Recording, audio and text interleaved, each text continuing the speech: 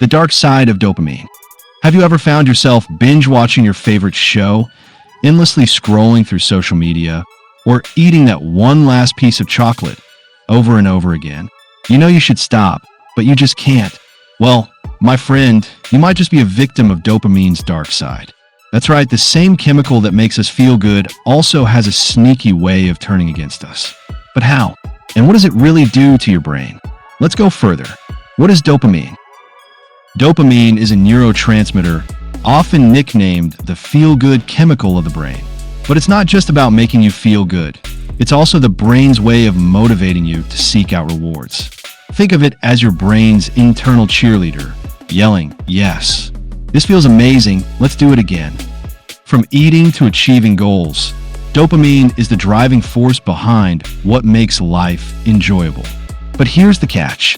The brain isn't designed for constant dopamine hits. It's more like a reward system with checks and balances.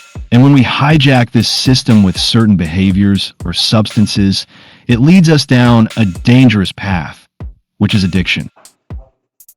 The dopamine addiction connection. Addiction is like tricking your brain into thinking it's hitting the jackpot every single time. Whether it's gambling, social media, drugs, or even shopping, the brain learns to associate certain activities with dopamine spikes.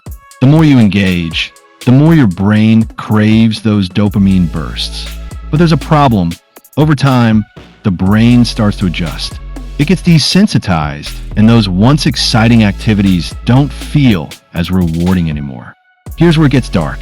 To compensate, you seek out more, higher doses of drugs, more hours of scrolling, or increasingly risky behaviors. And just like that, you're stuck in a vicious cycle where you're chasing a feeling that gets harder and harder to achieve. The brain on addiction. Let's zoom into the brain for a second. Addiction rewires the brain's reward system. The ventral tegmental area, or VTA, and nucleus accumbens are the main dopamine hotspots. In addiction, these areas go into overdrive. Think of them as the DJ at a party, blasting dopamine tracks at full volume. Over time, the prefrontal cortex, the part of the brain responsible for decision-making and self-control, struggles to keep up. It's like a security guard trying to restore order at a wild concert. It's overwhelmed and outnumbered.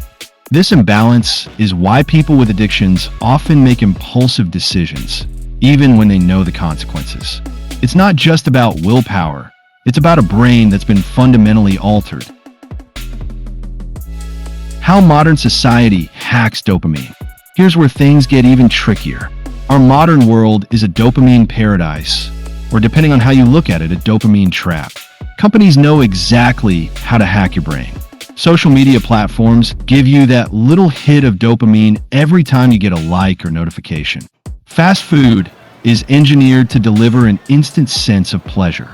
Video games are designed with rewards that keep you hooked for hours. These industries don't just profit off your attention. They exploit your brain's natural chemistry. It's no accident that you can't put your phone down or stop at just one chip. They're playing chess while your dopamine is playing checkers. Real-life consequences. Now let's talk about the real-world impact. Addiction doesn't just mess with your brain. It affects every part of your life. Relationships can suffer as you prioritize the addiction over loved ones. Careers can spiral as focus and motivation decline. And physically, addiction can wreak havoc on your body, from sleep problems to serious health issues like heart disease or liver damage, depending on the substance. But the emotional toll is perhaps the hardest. Many people trapped in addiction experience guilt, shame, and a sense of hopelessness. It's a cruel irony. The thing that once brought them joy is now the source of their pain. Can you reverse it? The good news? The brain is incredibly resilient. Neuroplasticity, the brain's ability to adapt and change, means that recovery is possible. But it's not easy. It requires effort, support, and time. Strategies like detoxing from the addictive behavior or substance, seeking therapy, or even practicing mindfulness can help rewire the brain. Rebuilding healthy dopamine pathways is like planting a garden. It takes patience and consistent care, but it's worth it in the end. Healthy dopamine hits. Not all dopamine hits are bad. In fact, there are plenty of ways to get your dose of feel-good chemicals without the crash. Exercising, for example, is a great way to boost dopamine naturally. So is learning a new skill, connecting with loved ones, or practicing gratitude. The key is balance, focusing on activities that bring long-term fulfillment rather than instant gratification. And don't forget, small wins matter. Accomplishing even the tiniest goals can give you a healthy dopamine boost. So go ahead and check something off your to-do list today. A challenge for you.